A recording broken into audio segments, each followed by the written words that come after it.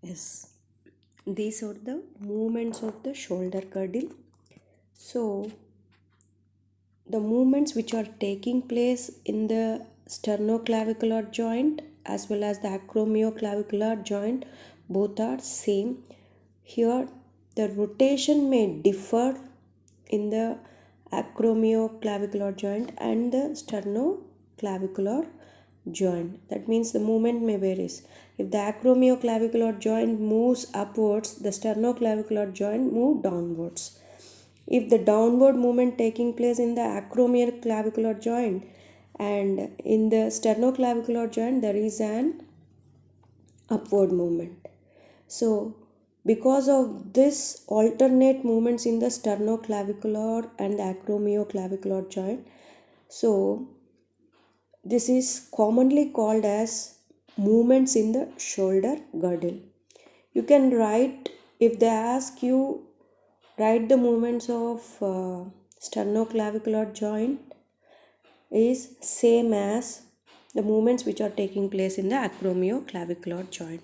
So you can write same movements for both the joints. Okay, so here the first pick, this one is called elevation. That means shrugging of shoulders. In this movement, there is an upward movement of the lateral end of the clavicle. That means here see, this is the lateral end of the clavicle, there is an upward movement. That means in the sternoclavicular joint, there is a downward movement. Okay, this is the elevation. So the main muscles responsible for elevation are upper fibers of trapezius and the levator scapula. And the next one is the depression. We can call it as drooping of the shoulder. It is the downward movement of the lateral end of the clavicle. Here you can see this is the downward movement of the lateral end of the clavicle, and in the medial side, that is the upward end of the medial end of the clavicle.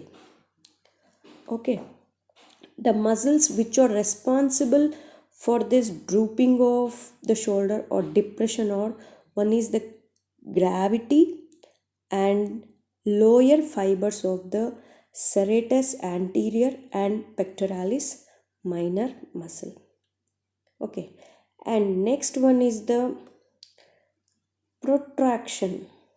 That is the protraction of scapula, we can call it as, or pushing and punching movement. Pushing and punching movement. Okay, this is called protraction. There is a forward movement of the lateral end of the clavicle. There is a forward movement of lateral end of the clavicle, like this. Forward movement of lateral end of the clavicle. This is called protraction. So the main muscle responsible for this protraction of the scapula, you people know very well.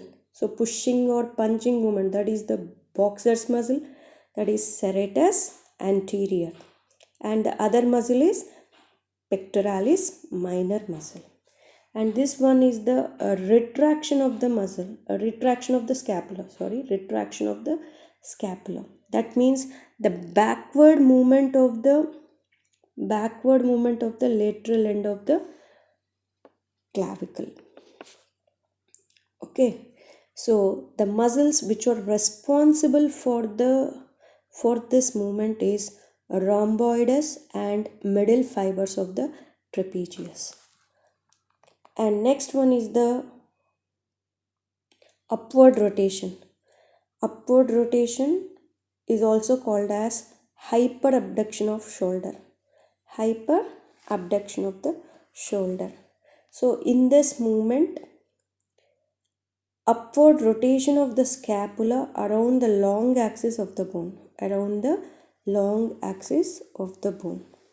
So the muscles responsible for this are upper fibers of the trapezius,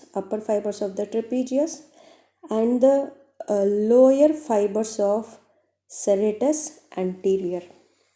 So for hyperabduction, what are the muscles required or the muscles responsible for that movement? upper fibers of trapezius and lower fibers of serratus anterior. And next one is the backward or medial rotation of the scapula or a reverse rotation of the scapula. So this one is done by, so this is called as, once the hyperabduction is done, again we have to return to the normal anatomical position, that is called the backward or medial rotation of the scapula, and this is done by the gravity and the levator scapulae, rhomboides and the pectoralis minor muscle. Okay, this is about the movements in the shoulder girdle and the muscles responsible for all these movements. So for tomorrow's assignment is the movements of shoulder girdle. Okay, in the next video we'll see the deltoid and the structures deep to it, and also the front of the forearm. Okay, bye students.